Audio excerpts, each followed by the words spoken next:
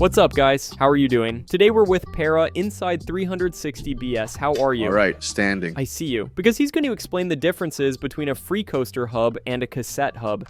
Because many people believe there's only one type of hub, but there are actually two very different types that function very differently and can look quite similar from the outside. It's true that one is thicker than the other, but really inside they're another story. And today, the expert here is going to leave us without disassembling it, because we're not going to disassemble it, or if you want us to disassemble it, here's the most complete video on YouTube, so we have to take it apart. we have to disassemble it. Okay, let's disassemble it. Well, on my right, I have a Freecoaster, and on my left, a cassette. The first thing you notice is the weight, okay? If you could hold it Oreo, you'd see that Freecoasters require two hands, okay? Big difference. Exactly. And this is a Parac hub that has 6 pawls, or springs, when the standard is 4, which means they're even lighter. This isn't a lightweight cassette. It's a strong, durable cassette that weighs a bit more. But the difference with a Freecoaster is... Again, the difference is incredible.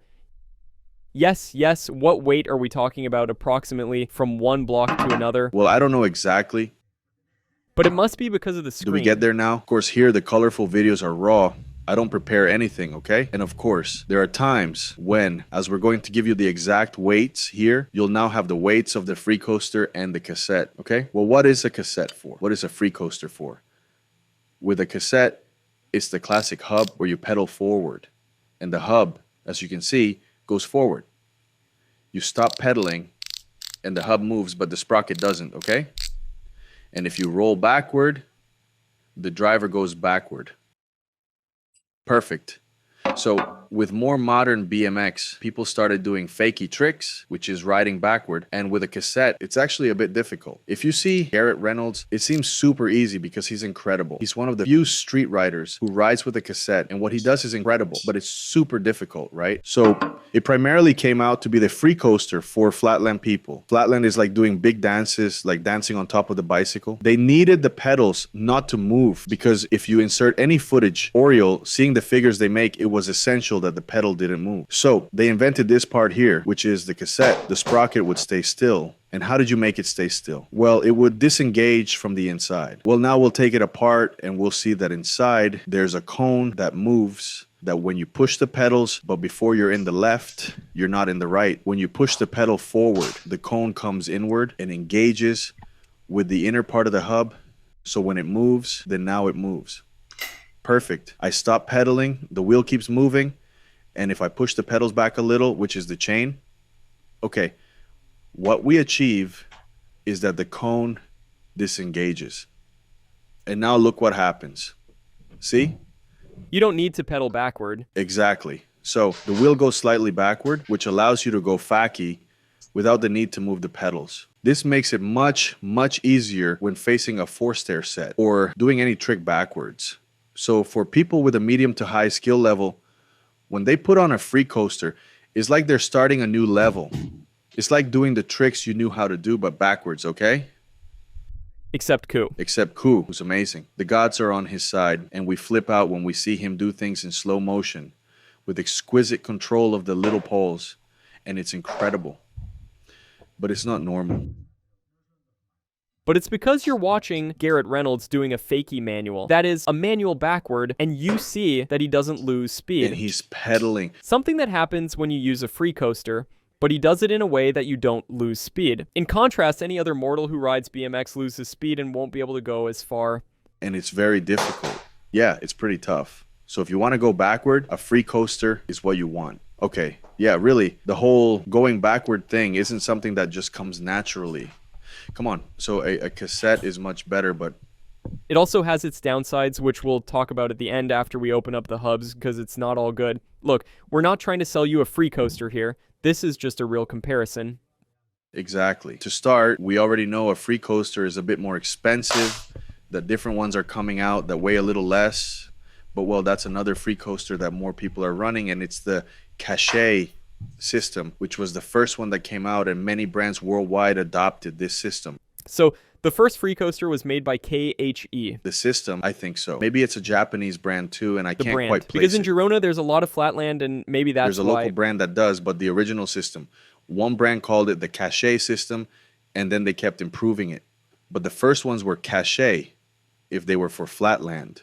Later, when people saw that this Freecoaster in street opened up an insane range of possibilities, we were blown away, right? When you see people going facky, doing tricks after an incredible line, well, you end up there with a 180. It really took off around 2013. I think that's when it hit big in street. Yeah, I'm a bit bad with dates. I remember when Bruno Hoffman switched to a Freecoaster, man, that was something. And it was also really good back then because there were a lot of Freecoaster haters. People saying, no, it's too easy. It's not easy. You have to learn. And also one thing I personally don't like at all is that with a Freecoaster, this cone we mentioned that moves closer, that's what's called slack, right? They mention it in a lot of videos. It's the space or the time it takes for the cone to engage with the driver to get traction. This one, it depends on how you set it up. There can be more or less or slack, but you could use a stock bike with slack to do. No, stock bikes almost never come with a Freecoaster. But yeah, some definitely don't come with it. If there are still... No, I remember. What have you run before? There are some pro models right now in the shop. I don't have any. Right now, I think we have Tiago's, but we'll show you when we take it apart. How can you adjust the slack? Right, but I'd really like them to visualize it. That's the main reason. That's not Tiago's bike. I go into the workshop and start taking it apart. Yeah, come into the workshop. Look, the slack is this. It's the time it takes for the pedal to engage, for example. Now, he pushes forward and isn't pedaling. See how the wheel is static? But when he pedals enough, then it engages. Let me show you again. Here it's not engaged. Here it doesn't engage, doesn't engage, doesn't engage, engages. And there it starts working. Okay? That's why some people will talk about slack and say, I like a little slack, because little slack means it takes less time to engage. And with tricks like a tail whip, you want little slack, because if you catch the pedal and there's too much delay, you'll just bog down. Something incredible is happening right now. Okay. While we're recording this video with Oriole, a customer who ordered some rims came in. He was going to build them onto his wheels, and he's using the tutorial we worked on with you, Oriole. You can take out your phone. Look. It's incredible. Okay, well, he's using the tutorial we recorded, I don't know how many years ago, but since he's here now, well, I'm gonna do this step for him with the wheel, and he'll continue, right? And he's got headphones on, listening to the tutorial and building the wheels. I think that's incredible. Yeah, I think this is the first time, right, that we've both been in someone else's workshop at the same time. And that someone is watching a video. That's motivating because in the end, we're making videos and stuff and they actually help. Because sometimes we make them and it's hard to believe that people actually use these videos and using it for something, right? Yeah, it's good. I'll do this for you. Then I'm off with Yuri again. Okay, 161.95. Pay up. Very good.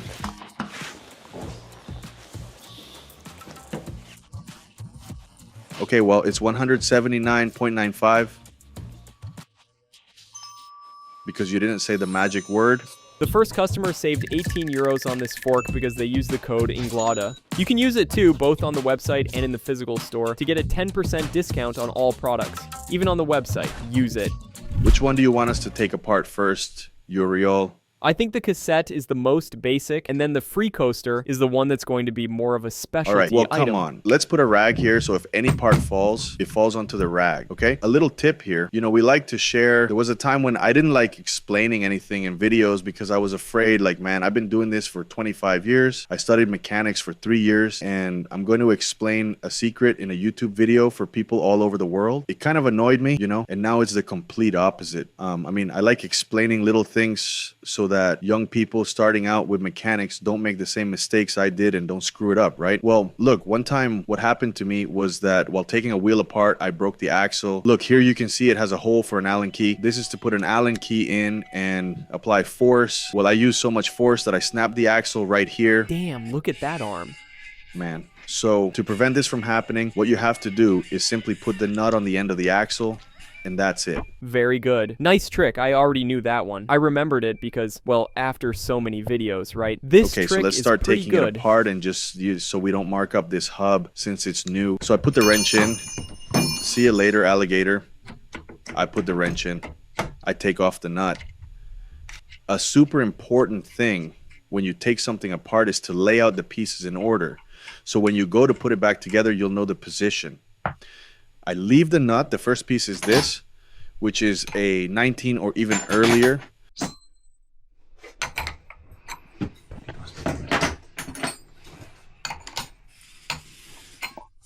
Fourth try. No, I don't like using an adjustable wrench, but let's use it. Okay? And not that.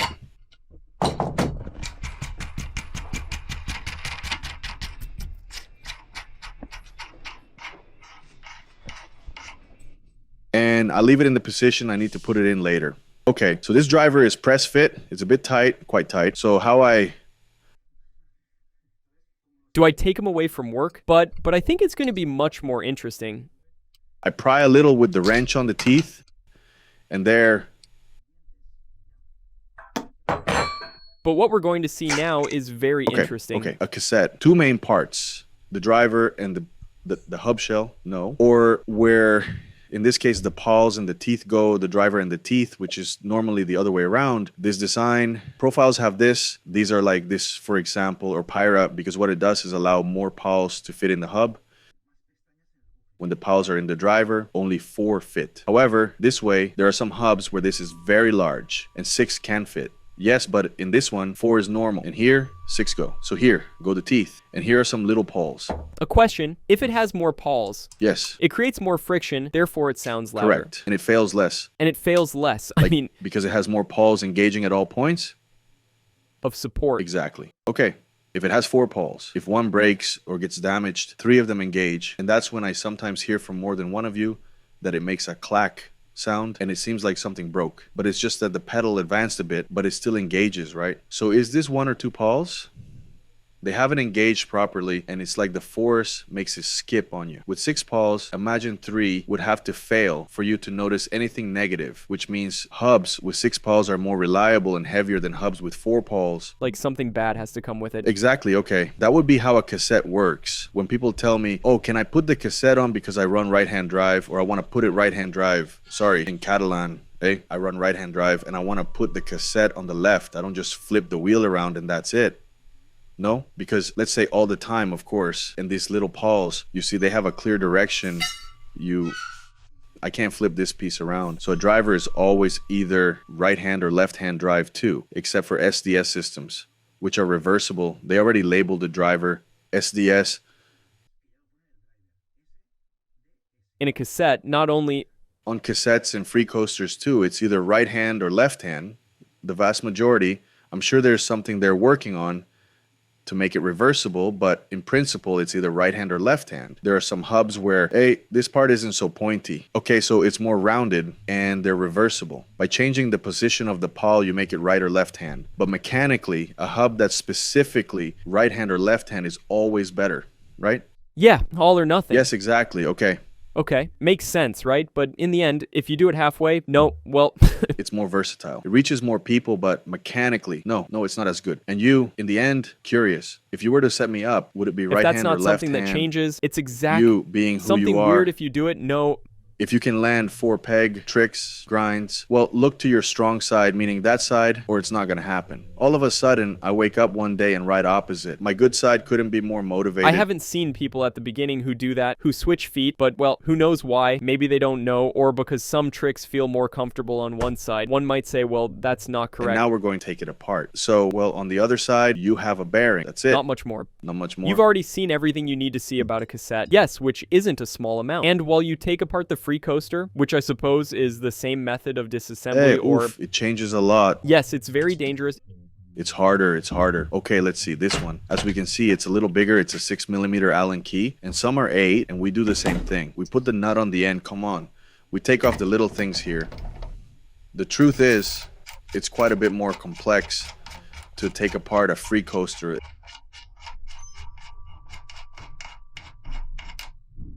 We have Tiago here. If any questions come to his mind for the end. If I call you if you want. He says he would watch this video if you weren't here. So think of questions that might occur to people, and then at the end, we'll do a round.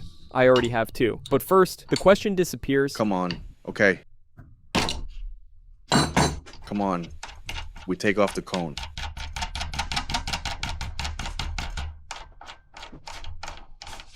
We leave it on the opposite side. Okay. And we go and take out the... It's still the engagement. That's what you see from the outside. You say it's the same. No. But inside, it's a whole different ballgame. I mean, it's much more... Hold on. One moment for the other time. South. Well, sorry for the cover. It doesn't look different from the outside, but it's true that the teeth... Innards. Let's see the iceberg again. Or is it that there's a big difference? Okay, so this piece, this is it. This piece here is the one that screws and unscrews when we pedal and pedal backward. See the piece? You see how my fingers go backward and forward? I'm moving my fingers, I swear. Yes, okay, but we haven't taken anything apart. We've only taken apart the driver's side. Meaning there's more here. 2. Now we have to flip it over. We take off the other part, put another one of these here so we don't break the axle. But this thing I'm telling you about axles being super difficult, it's happened to me once in 35 years. But hey, I'm telling you. Of course, if it happens to you once, it can happen more if you keep taking it apart. Normal people don't take it apart that many times. No, Dude, where it goes. don't be scared. Come on, we take off the cone. And now we find a retaining ring here. Damn. See it? I think I've never seen this It's a thing. new. Things get complicated here, huh? Okay, this is a second ring, so the part doesn't come out quality. You need a bit of a special tool. You can use a screwdriver, a pick, blah, blah. But yeah, now we're starting to need special tools. Yes. Okay, Okay. curious, huh? I can't see anything because he's putting the camera right in front of me. Yes, better. Yeah, thanks. We take out the ring, and now I hope it doesn't just come out. If this comes out here, surprise, This is one does ultimately come going out to be a here. But we didn't see tutorial the on how clutch to mechanism, disassemble so too. that's no help. If we're doing a 2-for-1, So now I have to put the nut all the way on. well, yeah, if you're not much more complex. For one, we give it a little tap here. Okay, okay.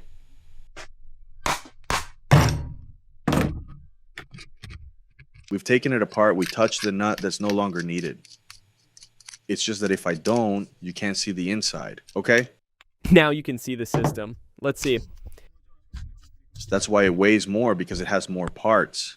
So now you'll see it perfectly. What it does is, look. So of course, this is what it does. See how this piece moves. Okay, Oriole. Now we're going to explain what slack is, okay? As you can see how the cone moves. And here it leaves us a space back here. See it? You can see it, right? Well, this space is when you pedal. It's the movement of the cranks. So if we put another washer here, another spacer, we have less movement, which means we'll have less slack. It'll be much more sensitive. If I take these two spacers out of here, we have much more travel, so the crank will have more movement. But when we're coasting, Faki, it also won't engage on us, which is something that happens to a lot of people who don't like it at all. That accidentally, when they're going backward, they touch the pedal a bit, it engages, and you fall.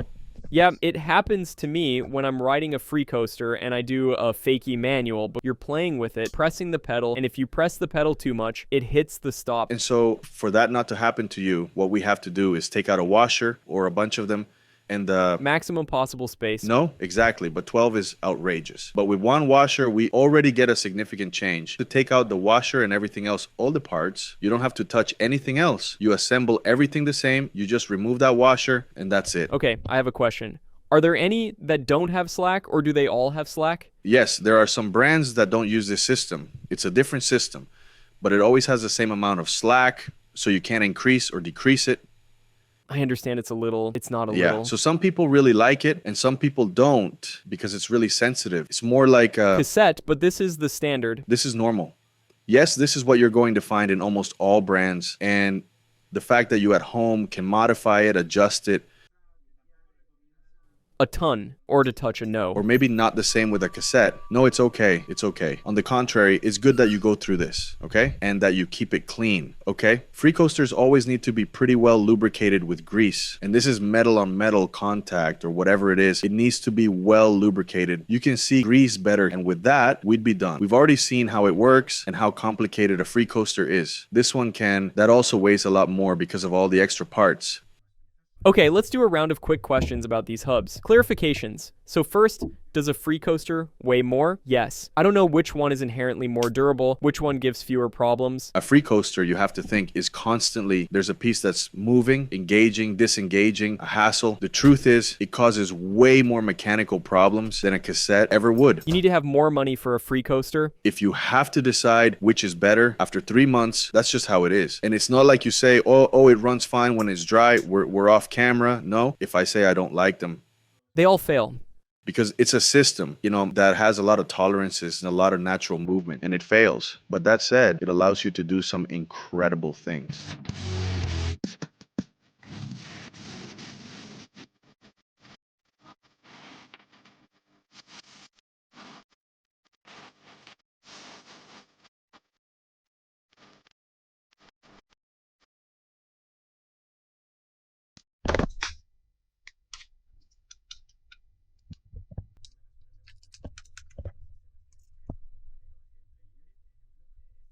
Let's see. It's true that the new editions of free coasters that are coming out now cause fewer problems, because when there are problems, a little piece breaks that costs you 30 euros and that's it. But it's true that it's very sensitive, and I've noticed that especially. Hi, Stefan.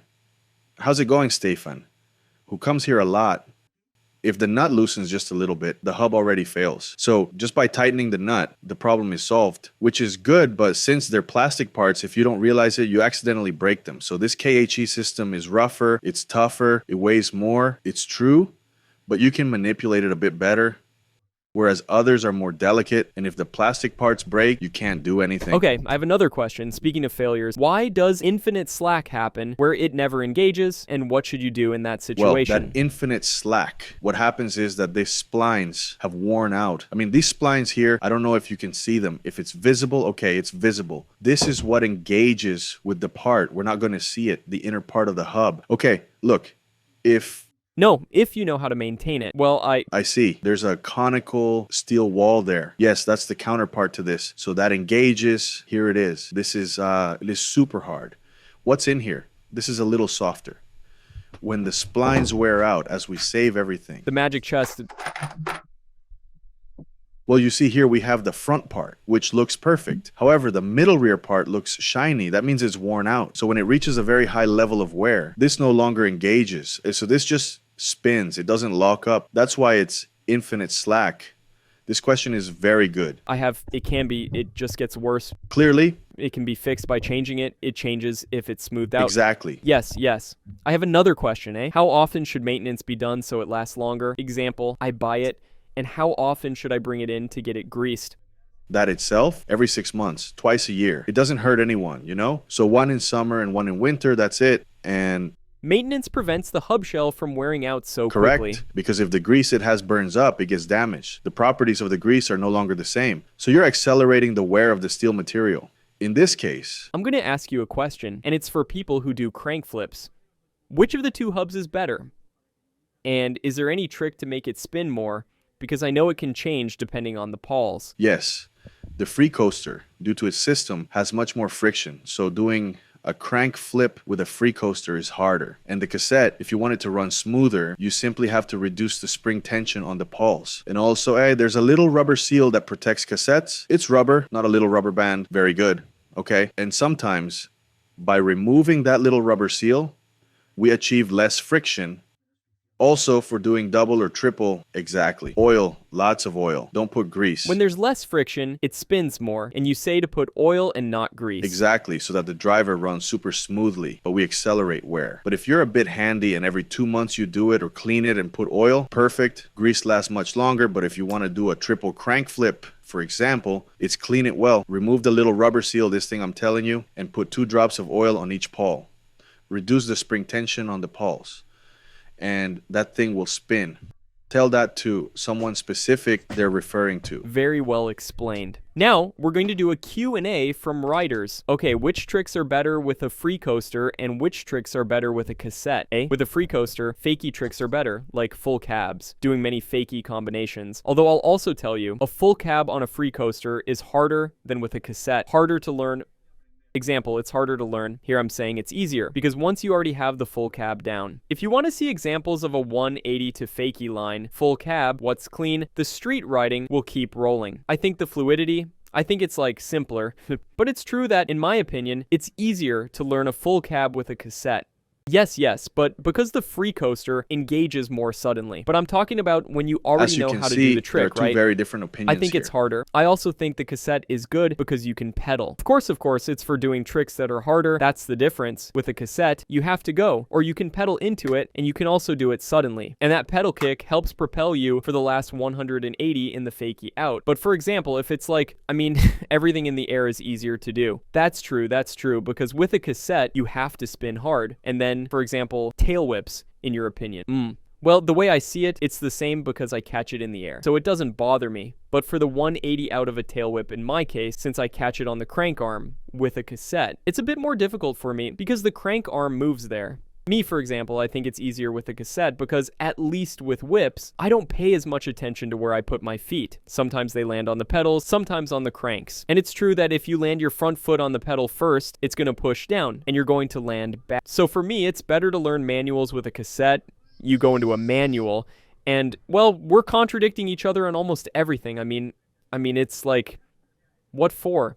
So they see that both or all three are good. It's not. It's a very personal thing. The issue of yes. Let's say for me, I don't think it looks good when people are doing a manual and they pedal the cassette to maintain it. To me, I don't like how it looks. When I've ridden a cassette, no, I don't pedal. I always do it as if it were a Freecoaster. I just do the manual. Okay, so in that sense, it was easier to learn on a cassette. If you're starting to learn, I recommend a cassette. You're starting to learn, you're learning basic manuals, just like, in my opinion, the 360 bunny hop is much better to learn with a cassette than with a Freecoaster, because if you come up a little short, you can finish it off by pedaling to pivot. I think the cassette, in general, is more for learning. For starting out, yes, definitely. And then it depends on the style you ride. If you're better riding with a cassette, you can ride with a cassette because the cassette allows it. Then there are tricks, like I was saying before, that are harder with many times a full cab. You can pedal into it and you have more momentum. And I agree more that for dirt jumps, cassette.